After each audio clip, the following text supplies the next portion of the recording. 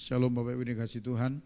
Ya, sore ini kita kembali belajar masih di topik kita yaitu hidup dalam pujian penyembahan. Saat ini kita mau belajar di bagian yang kelima, yaitu tujuan pujian penyembahan di dalam jemaat Tuhan. Artinya ketika kita berkumpul bersama-sama sebagai umat Tuhan dan kita menaikkan pujian penyembahan kepada Tuhan, tujuannya itu apa? Kita akan belajar di poin A, yaitu aspek vertikal atau hubungan dengan Tuhan. Ketika kita memuji menyembah Tuhan, apa hubungannya dengan Tuhan? Nah, yang pertama, ketika kita memuji menyembah Tuhan, saudaraku, kita itu sedang melayani dan memberkati Tuhan. Itu hubungannya dengan Tuhan. Ketika kita melakukan pujian penyembahan kepada Tuhan, saudara-sadari atau tidak, kita sedang melayani Tuhan dan memberkati Dia. Di dalam Kisah Rasul 13 ayat 1 sampai 2 dikatakan begini, pada waktu itu dalam jemaat di Antioquia ada beberapa nabi dan pengajar, yaitu Barnabas dan Simeon yang disebut Niger, dan Lukius orang Kirene, dan Menahem yang diasuh bersama dengan Raja wilayah Herodes dan Saulus. Orang-orang itu semua adalah hamba-hamba Tuhan yang disebut sebagai nabi dan pengajar. Ayat 2. Pada suatu hari ketika mereka beribadah, maksudnya para hamba-hamba Tuhan ini beribadah. Di dalam terjemahan baru dikatakan beribadah, tapi dalam terjemahan King James Version itu dikatakan melayani Allah kepada Tuhan dan berpuasa. Berkatalah Roh Kudus, khususkanlah Barnabas dan Saulus bagiku untuk tugas yang telah kutentukan bagi mereka. Ini ayat 2-nya. Nah Bapak Ibu, pada waktu itu para hamba Tuhan yang berada di jemaat di Antioquia itu tidak sedang melakukan pelayanan seperti yang kita pahami pada umumnya. Tidak. Mereka tidak sedang memberitakan Injil, mereka tidak sedang bersaksi, mereka juga tidak sedang mendoakan orang sakit, tidak sedang memperhatikan kaum duafa atau orang-orang yang kurang mampu, tidak sedang pelayanan ke penjara juga. Mereka hanya mengasingkan diri dan mengambil waktu khusus untuk berdoa dan berpuasa. Jadi waktu itu mereka tidak melakukan pelayanan apa-apa. Mereka hanya mengambil waktu saja dan mengasingkan diri untuk berdoa berpuasa kepada Tuhan. Next. Nah, tentu dalam doa puasanya mereka melakukan pujian dan penyembahan. Dalam konteks ini, dalam konteks ibadah mereka ini yang disebut sebagai bentuk pelayanan itu, inilah yang disebut melayani Tuhan. Artinya begini, di dalam konteks berdoa dan berpuasa itu, lalu mereka melakukan di sana pujian penyembahan, itulah yang disebut melayani Tuhan. Nah, artinya tindakan memuji dan menyembah Tuhan dalam ibadah mereka disebut sebagai pelayanan kepada Tuhan. Hal ini tidak sekedar menyanyikan nyanyian rohani, pujian dan syukur kepada Tuhan, tapi dipandang sebagai pelayanan kepada Tuhan. Jadi saudara, kalau kita lihat dari Kisah Rasul, pasal 13 ayat 2 tadi, coba kembali ke sana. Dikatakan begini, pada suatu hari ketika mereka beribadah kepada Tuhan dan berpuasa. Dikatakan mereka beribadah kepada Tuhan dan berpuasa. Ibadah yang mereka lakukan di sana itu adalah puasa. Di dalam doa puasa mereka itu, kegiatan yang mereka lakukan itu memuji dan menyembah Tuhan. Kegiatan memuji dan menyembah Tuhan itulah yang disebut melayani Tuhan. Sampai di sini dulu, bisa paham? Bisa paham? Artinya begini, ketika mereka dalam persekutuan doa mereka itu, mereka menaikkan pujian-pujian dan penyembahan kepada Tuhan. Kalau dalam King James Version itu diterjemahkan sebagai pelayanan kepada Tuhan. Sekalipun pada waktu itu mereka tidak doain orang sakit. Sekalipun pada waktu itu mereka tidak sedang memberitakan Injil. Sekalipun pada waktu itu mereka sedang tidak pelayanan di jalan-jalan. Mereka hanya memuji menyembah Tuhan, berdoa. Tetapi dari sudut pandang Allah itu dikatakan pelayanan kepada Tuhan. Amin. Amin. Jadi memuji menyembah Tuhan itu Bapak Ibu, dalam hubungannya kepada Tuhan adalah pelayanan kita. Bapak Ibu sadar atau tidak, ketika kita datang di tengah-tengah jemaat Tuhan, beribadah kepadanya, menaikkan pujian-pujian kita, penyembahan kita, kita sedang melayani Dia. Kita sedang melayani Tuhan. Oleh karena itu saya mau himbau kepada kita, ketika kita datang beribadah di tempat ini bersama dengan umat Tuhan, ya datanglah dengan sikap hati yang mau melayani. Ketika kita diajak memuji menyembah Tuhan, lakukanlah dengan sepenuh hati. Karena pujian penyembahan yang kita lakukan itu adalah pelayanan kepada Dia. Serius melakukannya. Amin. Karena urusan kita kepada Tuhan, bukan kepada siapa-siapa. Enggak usah celengak-celinguk sana sini. Karena kita sedang melayani Tuhan. Amin, saudara. Nah, tapi selain daripada melayani Tuhan, dikatakan pujian penyembahan kepada Tuhan itu juga bertujuan untuk memberkati Tuhan. Ketika kita menaikkan pujian-pujian kita, penyembahan kita kepada Tuhan, Alkitab berkata kita sedang memberkati Dia. Nah, pertanyaannya kan begini, apa yang dimaksud memberkati Tuhan? Apa mungkin ciptaan memberkati pencipta? Kita ini kan ciptaan, ya kan? Kita ini kan ciptaan. Tuhan itu pencipta. Apa mungkin kita bisa memberkati Tuhan? Tergantung pemahaman kita tentang berkat itu apa. Menurut Bapak Ibu, apa itu diberkati? Kan kita sering berkata, wih saya nggak diberkati gitu loh. Kita dengar pujian-pujian, kita berkata, wih pujian itu sangat memberkati saya. Ketika kita dengar kesaksian orang, kita berkata, kesaksiannya itu benar-benar memberkati saya, meneguhkan hati saya. Ketika kita mendengar khotbah, kita berkata, wih firman itu yang sampaikan itu benar-benar memberkati saya. Pernah berkata begitu? Pernah berkata begitu? Pernah merasakan juga? Kalau begitu apa yang dimaksud diberkati? Kalau kita berpikir diberkati itu hanya sebatas menerima hal-hal materi,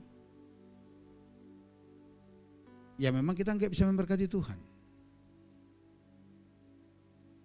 Tapi memang harus diakui, pemikiran kita sudah terlalu tercemar dengan hal-hal materi. Sehingga ketika kita mendengar kata tentang berkat diberkati, kita langsung berpikir kita dapat hal-hal yang ajaib. Tiba-tiba kita dapat buah runtuh. Ya kan saudara? Tiba-tiba uang turun dari sorga berguni-guni. Baru kita katakan, oh saya diberkati. Tiba-tiba yang tadinya nggak bisa dengar, telinganya dibuka Tuhan. Baru bisa mendengar, kemudian kita berkata, oh saya diberkati. Yang sudah sekian lama sakit, berobat enggak sembuh-sembuh, tiba-tiba sembuh, lalu kita berkata, oh saya diberkati. Sudah terlalu berkarat kita dalam pengertian yang seperti itu. Sehingga kadang-kadang kita berpikir bahwa kita tidak menerima berkat apa-apa. Dan atas dasar itu juga kita berpikir bahwa kita tidak bisa memberkati Tuhan. Nah, pengertian kita tentang berkat dan diberkati itu perlu diluruskan. Sebenarnya apa arti diberkati? Catat baik-baik ini ya, supaya kita nggak salah. Diberkati itu artinya perasaan senang yang membuat kita bersuka cita, damai dan bahagia. Itulah diberkati. Amin. Oleh karenanya saudara nggak dikasih uang, tapi saudara berkata begini, tadi saya diberkati loh melalui pujian penyembahan itu. Emang WL-nya kasih saudara uang? Enggak kan? Ketika saudara dengar kesaksian orang bagaimana dia mengalami Tuhan, lalu saudara berkata, saya diberkati loh melalui kesaksian itu. Emang saudara dikasih mobil? Dikasih harta benda? Kan enggak. Tapi saudara berani berkata bahwa saudara itu diberkati. Karena apa? Saudara merasa senang. saudara merasa bersuka cita, saudara merasa damai, saudara merasa, dengar itu kok ada ketenangan, kedamaian, bahagia dalam hati ya. Gitu loh. Saudara, saya mau katakan itulah berkat yang sebenarnya. Pengertian yang sangat sederhana tentang berkat itu adalah itu. Jadi bukan berbicara masalah materi yang kita terima sekian banyak. Saudara tahu, ada banyak orang banyak uang yang nggak bisa tidur. Woi, kalau pikiranmu mengenai berkat itu hanya uang dan uang, uang dan uang, harta dan harta, dengar baik. Ada banyak orang yang banyak uangnya, banyak hartanya, tapi susah tidur. Hatinya khawatir melulu. Rekeningnya penuh dengan uang, tapi hatinya enggak damai.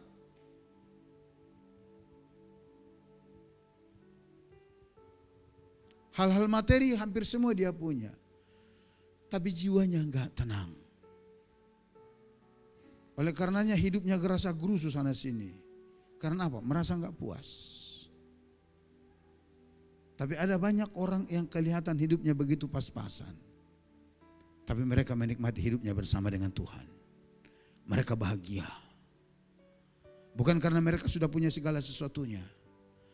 Tapi jiwa mereka bahagia, jiwa mereka tenang. Sehingga di dalam kekurangan mereka, kata Alkitab, mereka masih bisa berbagi kepada orang lain. Sampai di sini dulu. Sekarang saudara mengerti apa itu arti diberkati? Halo? Halo? Sekarang paham itu apa artinya diberkati? Perasaan senang yang membuat kita bersuka cita, ada damai dan bahagia di hati kita. Amin. Materi bukan itu penentu kebahagiaan kita, tapi ada damai yang dari surga, itulah berkat. Nah, kalau begitu hubungannya dengan memberkati Tuhan apa? Pujian penyembahan kita. Kita lihat. Next. Di dalam Wahyu pasal 4 ayat 11 dikatakan begini. Ya Tuhan dan Allah kami, Engkau layak menerima puji-pujian dan hormat dan kuasa. Sebab Engkau telah menciptakan segala sesuatu. Dan oleh karena kehendak-Mu. Kalau terjemahan King James berkata, oleh karena kesukaan-Mu atau untuk kesukaan-Mu, semuanya itu ada dan diciptakan.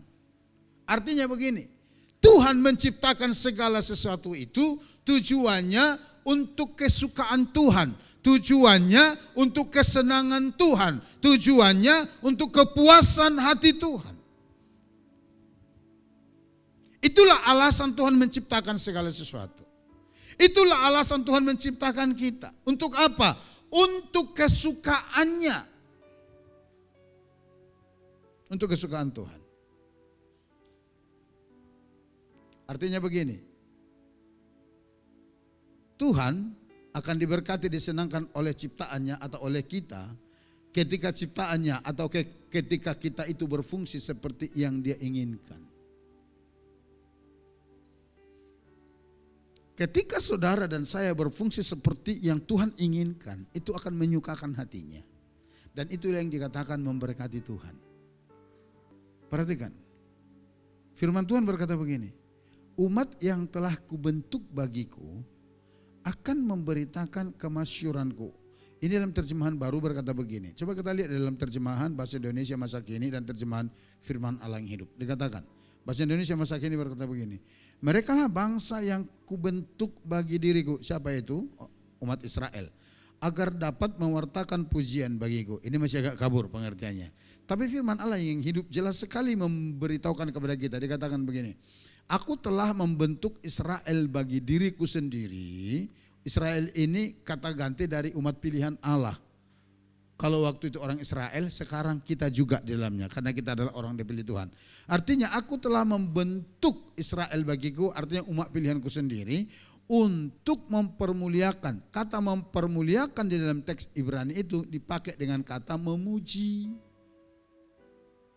Untuk memuji aku di dunia, kata Tuhan. Jadi ketika Tuhan membentuk kita, ketika Tuhan memilih kita, menjadi umat pilihannya, tujuannya itu supaya kita memuji-muji Tuhan di bumi ini. Sampai di sini dulu, paham? Ngerti? Ketika Tuhan memilih kita, ketika Tuhan menyelamatkan kita, ada tujuannya.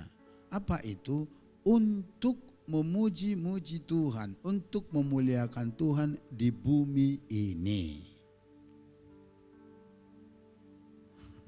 Sampai di sini paham? Ngerti? Itu tujuannya dalam kehidupan kita. Nah, ketika kita menjalankan fungsi kita sebagai pemuji penyembah Tuhan di bumi, kita sedang melayani Tuhan dan memberkati Dia.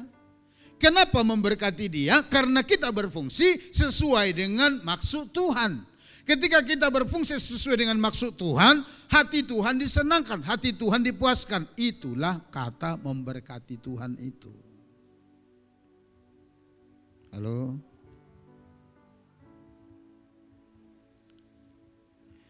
Ketika engkau memuji menyembah Tuhan dengan sungguh-sungguh, saudara tidak sekadar melayani Dia, tapi saudara sedang memberkati Dia. Kenapa? Karena saudara sedang membuat hati Tuhan senang. Saudara sedang membuat hati Tuhan itu bersukacita. Dan itulah yang dikatakan memberkati Tuhan. Penyelenggaraan pujian dan penyembahan dalam ibadah tidak didesain hanya untuk kepentingan umat, melainkan kepentingan dan kesukaan Tuhan juga. Percaya, katakan amin. Ketika diselenggarakan ibadah seperti ini dan ada liturgi yang dijalankan, disusun dengan lagu-lagu pujian penyembahan kepada Tuhan, itu dibuat tidak sekedar hanya untuk mengajak saudara bernyanyi, memuji, menyembah Tuhan. Enggak. Tetapi itu didesain untuk kepentingan Tuhan juga. Untuk melayani dan memberkati Tuhan. Apakah saudara mau melayani Tuhan? Halo? Apakah saudara mau melayani Tuhan? Jadi seorang pemuji, jadi seorang penyembah. Belajar memuji dan menyembah Tuhan. Dan hanya dengan itu kita bisa memberkati Tuhan. Dengan hal materi, apa yang saudara bisa berikan kepada Tuhan untuk memberkati Dia? Apa ayo? Nggak ada. Daud itu berkata dalam satu tawaran, dia berkata begini, ya Tuhan punya mula kebesaran dan kejayaan. Kalau kitab Hagai berkata Tuhan itu pemilik segala-galanya. Lalu apa yang bisa saudara berikan untuk memberkati Tuhan? Ada. Secara materi. Enggak pernah saudara akan bisa memberkati Tuhan secara materi, enggak pernah. Karena semuanya bersumber dari Dia. Kalau di dalam konteks-konteks tertentu Tuhan menyuruh kita untuk mempersembahkan ini dan itu, mengembalikan persembahyan kita kepada Dia, bukan untuk memberkati Tuhan, bukan, hanya untuk mengetes hatimu itu benar-benar mengasihi Tuhan, lebih mengutamakan Tuhan atau tidak. Itu aja. Itu aja. Itu hanya alat tes. Bukan dengan persembahan saudara itu saudara memberkati Tuhan, enggak. Hanya ngetes. Kalau benar-benar hatimu lebih mengasihi Tuhan, hatimu lebih mengutamakan Tuhan, engkau akan lebih mengutamakan Dia daripada semua seleramu. Semua keinginan-keinginanmu. Ngerti? Ngerti? Sesungguhnya Tuhan gak kekurangan apa-apa, ngerti gak? Tapi kalau dikatakan kita memberkati Tuhan, artinya itu kita bisa membuat hati Tuhan itu bersuka. Karena kita berfungsi seperti apa yang direncanakan sejak semula dalam hidup kita. Apa itu? Menjadi pemuji dan penyembah Tuhan. Pujianmu, penyembahanmu, melayani Dia, tapi juga sekaligus memberkati Tuhan. Dan tadi pagi saya katakan, kalau hati Tuhan disenangkan oleh pujian penyembahanmu, itu artinya tingkap langit sorga di atasmu akan terbuka untuk saudara menerima berkat-berkat dari Dia. Yang mengerti katakan amin. Karena prinsipnya begini, kalau saudara, hati saudara disenangkan oleh orang lain, tanpa disuruh pun hati saudara, tangan saudara akan terbuka berbagi dengan orang itu, betul? Demikian sorga saudara. Demikian sorga. Jadi kalau kita rasanya berkat kita agak tersendat-sendat, perlu kita evaluasi hidup kita. Adakah hidup kita ini menyenangkan hati Tuhan atau tidak gitu loh. Ya, kita perlu lihat dari sana. Kita lihat yang kedua. Hubungan pujian penyembahan kita dengan Tuhan yang kedua, untuk membangun tahta Tuhan melalui pujian. Nah, di dalam Mazmur 22:4 dikatakan demikian, padahal engkaulah yang kudus yang bersemayam di atas puji-pujian orang Israel. Nah, di dalam teks Ibrani kan dikatakan bersemayam ini sama dengan tinggal atau berdiam di dalam pujian itu. Nah, Alkitab mengungkapkan bahwa Tuhan adalah maha hadir dan bisa berada di segala tempat setiap saat. Amin. Tuhan itu enggak bisa dibatasi oleh apapun. Tuhan itu dalam waktu yang sama. Contohnya sekarang kita ibadah di sini, terus jemaat di Pontianak ibadah di El Shaddai, Tuhan hadir di sini, Tuhan hadir di sana, bisa. Karena dia maha hadir. Karena itu adalah sifat Tuhan.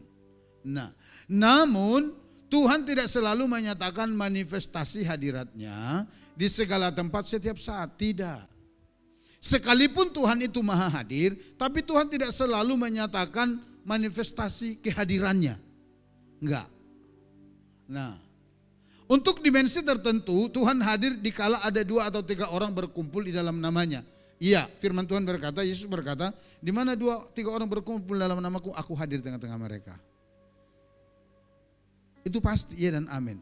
Tapi tidak selalu Tuhan menyatakan manifestasi hadiratnya itu di situ. Halo? Ngerti enggak? Ketika kalian berkumpul 2-3 orang di dalam nama Tuhan, Tuhan ada di sana.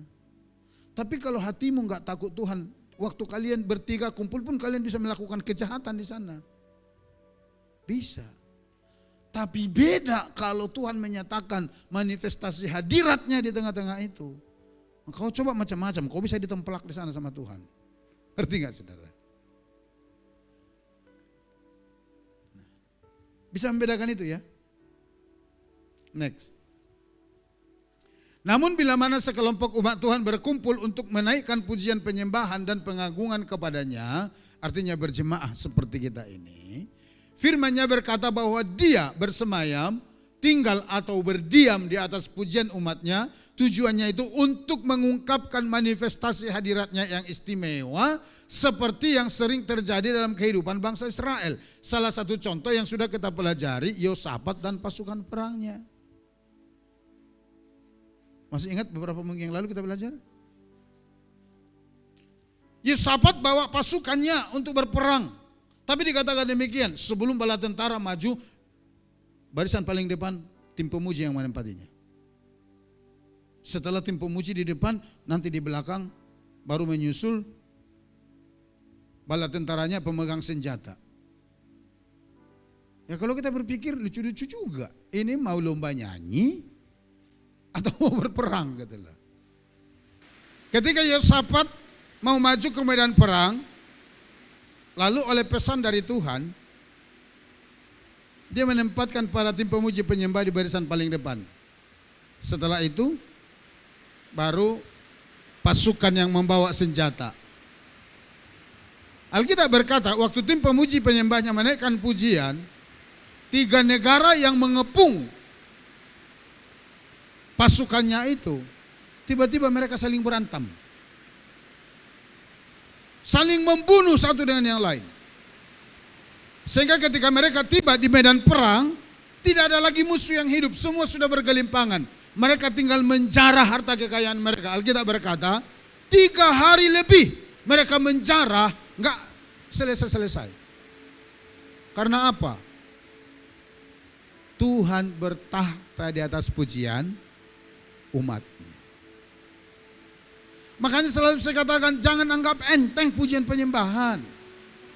Saudara mau berkemenangan jadi seorang pemuji. Saudara mau mengalami perbuatan-perbuatan yang ajaib, jadi seorang penyembah di hadapan Tuhan. Saudara akan melihat perbuatan yang ajaib itu. Kenapa? Tuhan berjanji seperti itu. Ketika kita secara bersama-sama, ketika kita secara komunitas menaikkan pujian kepada Tuhan dalam ibadah kita, penyembahan kita, Alkitab berkata Allah hadir di sana menyatakan manifestasi hadiratnya secara khusus. Next. Dan kehadiran Tuhan di tengah-tengah umatnya itu, saudara, itu menjadi salah satu pembeda antara perkumpulan umat Tuhan dengan perkumpulan di luar umat Tuhan, di mana di dalamnya tidak ada pujian penyembahan kepada Tuhan. Kalau di dalam perkumpulan umat Tuhan itu Allah bertahta, Allah hadir karena ada pujian penyembahan dinaikkan ke sana. Perhatikan yang berikut ini. Bila orang yang belum percaya masuk di dalam perkumpulan anak Tuhan dan mengalami hadirat Allah di sana, mereka akan diinsafkan akan dosa-dosa mereka yang membuat mereka bertobat dan berbalik kepada Tuhan. Dan ini menjadi sebuah pembeda antara perkumpulan kita, anak-anak Tuhan di mana di dalamnya ada praise and worship, dengan perkumpulan di luar sana atau partai politik. Ini menjadi pembeda. Kalau tidak ada hadirat Allah, kalau tidak ada manifestasi hadirat Allah di dalam perkumpulan kita, dalam ibadah kita, perkumpulan kita sama dengan perkumpulan sosialita arisan di luar sana. Orang datang dengan wajah seram, pulang dengan wajah suram.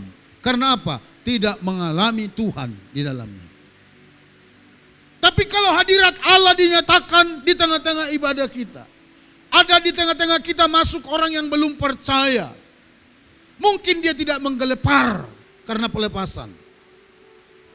Tapi paling tidak, orang itu bisa diinsafkan akan dosa-dosanya. Sehingga mereka bertobat dan berbalik kepada Tuhan. Oleh karena apa? Ada hadirat Allah di sana. Next. Di dalam hadirat Tuhan kuasanya dinyatakan. Kalau hadirat Tuhan nyata di dalam perkumpulan kita, ini bisa terjadi. Ada kelepasan, ada kemenangan, ada penyucian, ada kepenuhan Roh Kudus terjadi di sana. Ada kesembuhan-kesembuhan, ada mujizat di sana. Kalau hadirat Allah nyata di dalam perkumpulan kita melalui pujian penyembahan. Tetapi kalau kita tidak serius melakukan pujian penyembahan kita kepada Tuhan,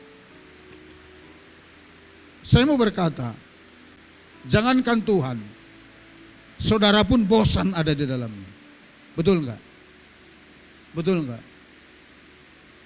Kita pun bosan ada di dalamnya. Apaan ini? Ini hanya kegiatan rutinitas yang dilakukan setiap minggu. Ibadah nanti dimulai dulu dengan 1-2 lagu pelan yang disebut dengan worship.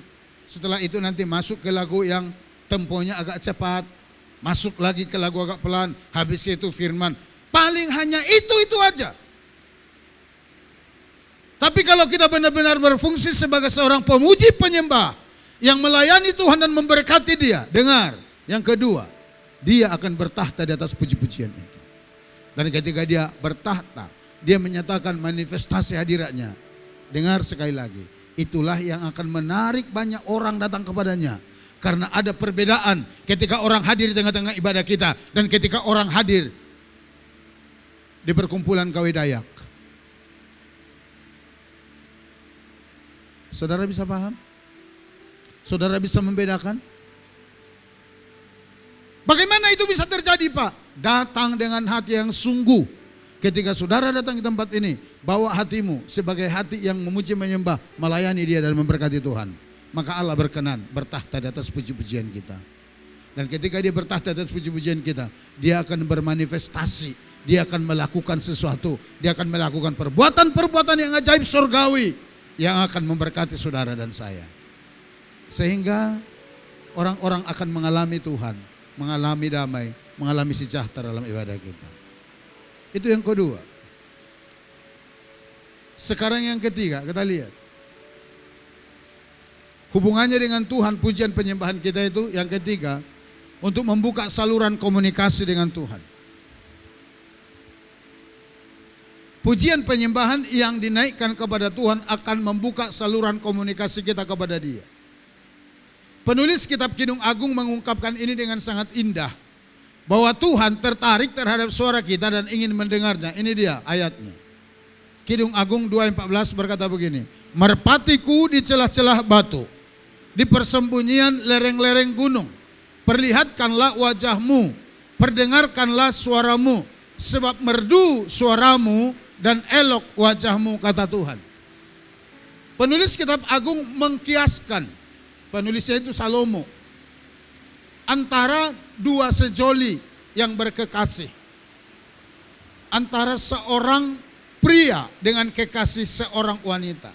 Kita digambarkan di sana adalah kekasih Tuhan sebagai wanitanya Tuhan, dia sebagai prianya. Dan di sana ditulis sajak yang sangat indah. Tuhan memanggil kita sebagai merpatinya dan dikatakan, merpatiku di celah-celah batu, di persembunyian lereng-lereng gunung. Perlihatkanlah wajahmu, perdengarkanlah suaramu, sebab merdu suaramu dan elok wajahmu. Next, ini Tuhan yang ngomong loh. Dalam ayat ini Tuhan memanggil kita sebagai merpatinya, yang suka bersembunyi dari hadapan Tuhan, dan yang cenderung enggan mengeluarkan suara untuk berkomunikasi, berbicara dengan Tuhan. Itu kita. Merpati yang Tuhan sebut di situ itu, firman Tuhan sebut itu gambaran kita yang cenderung menyembunyikan diri dari hadapan Allah dan cenderung untuk tidak berkata-kata kepada Tuhan. Sampai kita latih bernyanyi untuk Tuhan pun setengah mati mau belajar. Ada banyak alasan, itu kecenderungan kita. Itu sudah kita warisi sejak Adam jatuh ke dalam dosa.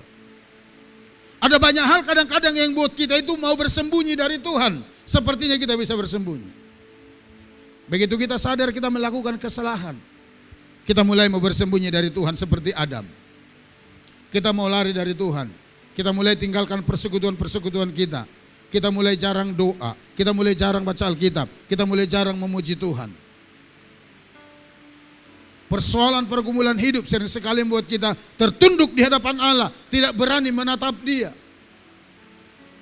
dan enggan berbicara kepadanya karena kita pikir kita tidak pantas. Tapi dengar baik, Tuhan berkata, merpatiku, perdengarkan, perlihatkan wajahmu dan perdengarkan suaramu,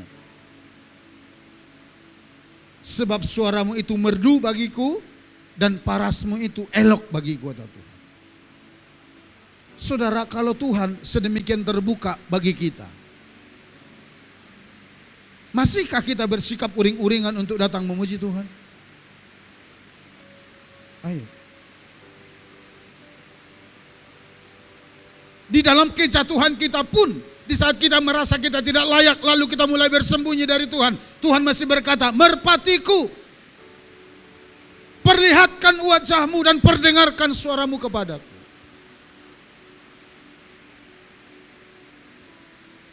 Saya ngomong kuat-kuat biar saudara dengar loh saudara ya. Bukan karena marah, bukan. Karena saya harus bertarung dengan hujan ini. Perhatikan. Merpati memang jenis burung yang kadang-kadang mudah gugup dan takut, yang membuat dia suka bersembunyi. Makanya Tuhan mengumpamakan kita seperti merpati itu. Karena dalam hal ini kadang-kadang sifat kita itu mirip. Kadang-kadang kita gugup mau menghampiri Tuhan. Kecenderungannya diam aja. Tapi Tuhan berkata, perlihatkan wajahmu dan perdengarkanlah suaramu. Artinya Tuhan ingin melihat kita dengan wajah yang terangkat kepadanya dan mendengar suara kita yang diserukan bagi Dia. Next. Nah, bagaimana caranya? Salah satu sarana yang tepat yang Tuhan sediakan ini untuk mengangkat wajah dan memperdengarkan suara kita kepada Tuhan adalah pujian dan penyembahan kita kepadanya. Itulah sarananya. Oleh karenanya pujian penyembahan kita itu, saudaraku, adalah sarana untuk membuka komunikasi kepada Tuhan. Karena tanpa saudara sadari, ketika engkau menaikkan pujian penyembahanmu kepada Tuhan, ketika engkau berekspresi kepada Tuhan, engkau sedang memperlihatkan wajahmu kepada Tuhan dan engkau sedang memperdengarkan suaramu kepadanya.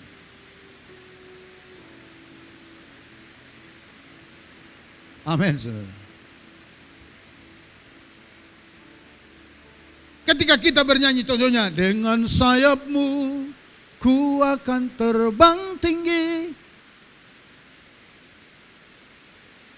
Kan biasanya secara ekspresif kita itu menengadah itu. Karena kita sedang berbicara kepada Tuhan.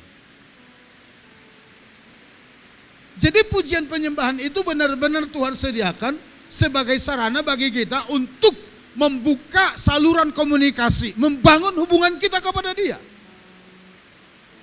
Mungkin secara pribadi engkau malu untuk datang bersekutu kepada Tuhan karena hatimu tertuduh oleh pelanggaran-pelanggaranmu. Tapi ketika kita datang beribadah seperti ini, engkau bisa tertolong. Oleh karena apa? Ada teman-teman kita yang bersama-sama dengan kita mengangkat tangan, mengangkat wajahnya kepada Tuhan. Dan saya mau berkata, Tuhan senang dengan itu. Tuhan tidak peduli suaramu dari kunci apa. Tuhan tidak peduli suaramu itu nadanya dari nada apa. Mau dari Z minor kek, mau dari berminor-minor kek. Mungkin orang berkata demikian, kok nggak usah nyanyi, jangankan nyanyi, ngomong aja suaramu falas gitu loh. Iya, tapi Tuhan berkata, suaramu itu berdu di telingaku. Tuhan berkata, perdengarkanlah suaramu itu kepadaku, karena suaramu itu berdu bagiku, kata Tuhan. Nah sekarang pertanyaannya, engkau mau mendengar kata-kata manusia atau mau mendengar firman Tuhan? Kalau Tuhan berkata suaramu itu merdu, lalu apa yang kau tahan-tahan? Apa ayo? Apa yang kau mau sembunyikan sama Tuhan? Enggak ada. Enggak ada yang bisa kita sembunyikan. Pemazmur berkata begini, pujilah Allah kami, hai segala bangsa, dan perdengarkanlah puji-pujian kepadanya.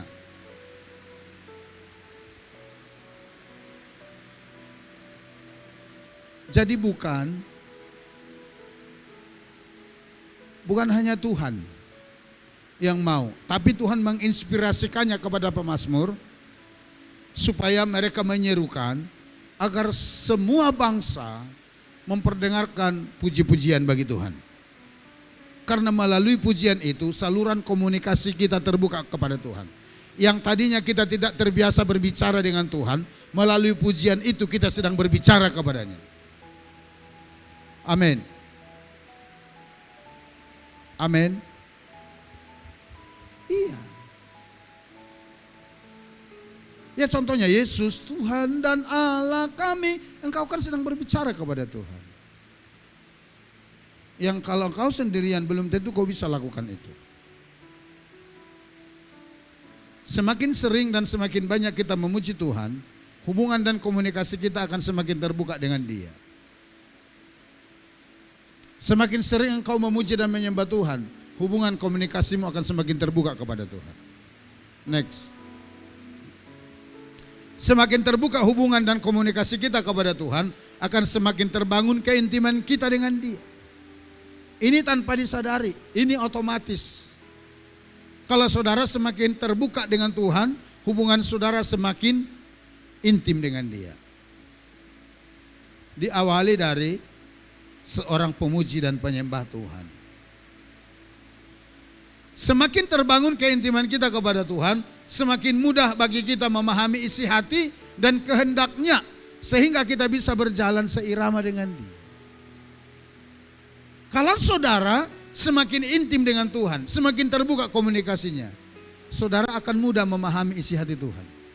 Dan kalau engkau memahami isi hati Tuhan, itu yang membuat engkau bisa berjalan seirama dengan Tuhan. Apa yang membuat kita kadang-kadang berjalan sesuka-suka kita? Karena kita tidak paham isi hati Tuhan. Kita nggak ngerti. Kita hanya berjalan berdasarkan kesenangan, kesukaan kita sendiri. Oleh sebab itu, berkomitmen dan tetaplah memuji Tuhan selama kesempatan itu masih ada. Karena hal itu akan membuat hidup kita bahagia dan diberkati Tuhan. Saudara mau diberkati? Saudara mau diberkati? Jadi seorang pemuji Tuhan. Jadi seorang penyembah Tuhan. Saudara mau bahagia? Jadi seorang pemuji penyembah Tuhan. Itu pilihan, itu keputusan kita.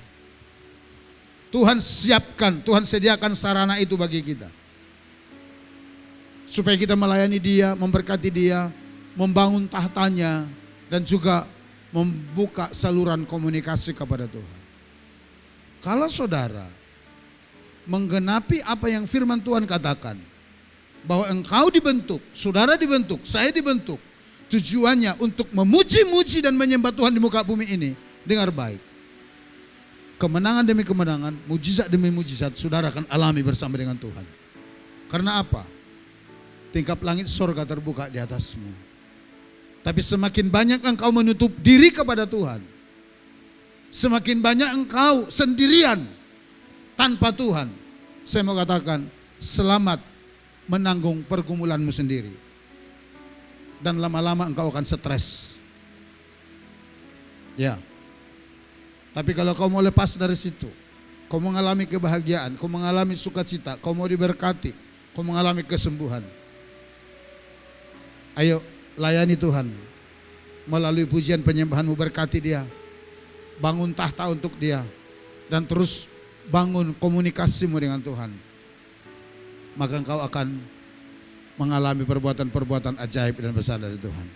Yang mau dan percaya katakan amin. Mari kita datang kepada Tuhan.